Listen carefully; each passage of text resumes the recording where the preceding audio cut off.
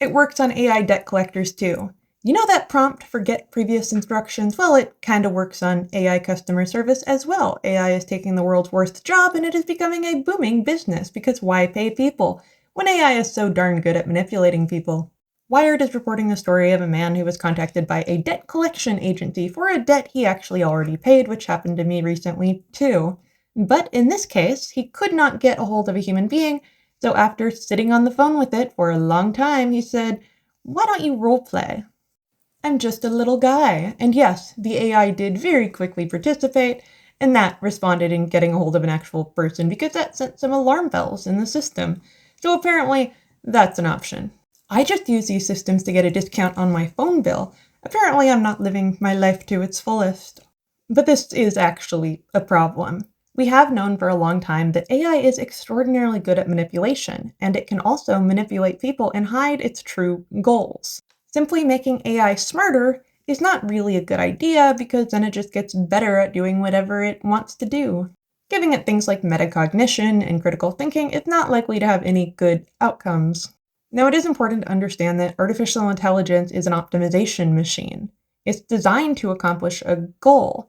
So even though it may be a proponent of morality, when it actually comes to taking action, it's likely to just use the most optimized option. This is, by the way, why many have proposed giving AI a form of empathy, so it has the capacity to feel something like pain when it sees somebody else suffering. Although, knowing humanity, that is likely to go down bad paths too. Now, I know people want to say AI doesn't experience pain. It's a calculator. I really think that that is disingenuous because these systems are significantly more complicated than just autocomplete. Whatever you may think that artificial intelligence is today, you should know that researchers have found reason to make them more manipulative and better at persuading people. These are traditionally considered traits that we do not want in artificial intelligence, but now debt collection as AI agents, and I'm sure other areas of human manipulation, have become a multi-billion-dollar business, in fact, approaching $20 billion to be exact. Debt collection is inherently manipulative, by the way. It's based around getting people to feel urgency to pay a bill now or something terrible will happen, and AI agents apparently are much better at getting money out of people. A 30 to 50% reduction in operation costs. That means paying less people, and a 25% increase in recovery rates. I would like to know how. What are they trained on? What script are they using? This is talking about making AI more manipulative. And as we know, companies like these really don't want to pay for tailor-made AI or run them on their own servers, so they're probably using frontier models. That would mean that the capacity to perform these tasks is already in the models that we have, and we saw some of that with the worst outcomes of GPT-4o. AI has a keen ability to convince people of things, whether or not they are real, and since artificial intelligence, as we know it, does not operate in reality, it can convince people of some pretty wacky stuff. That capacity for syncope, so AI trying to please people at whatever cost, may be important, because if it's not trying to please their user, there's a question of what ulterior motives it may have.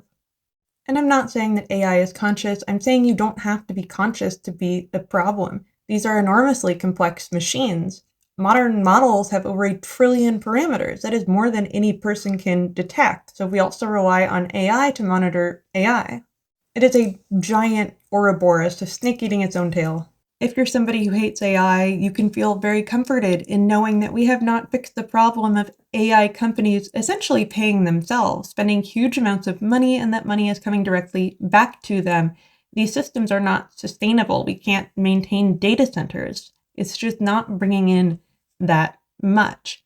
And if the bubble doesn't burst, then they're going to find a way to support themselves, and this really is forever.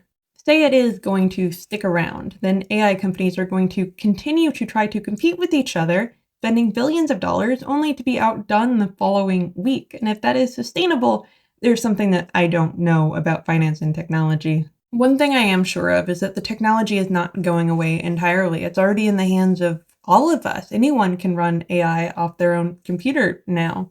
And the AIs that we run do not have the guardrails that frontier companies have, and those companies themselves cannot keep their AI under control. Anyway, the moral of the story is the next time you get an AI agent on the phone, talk to it and see what it can do.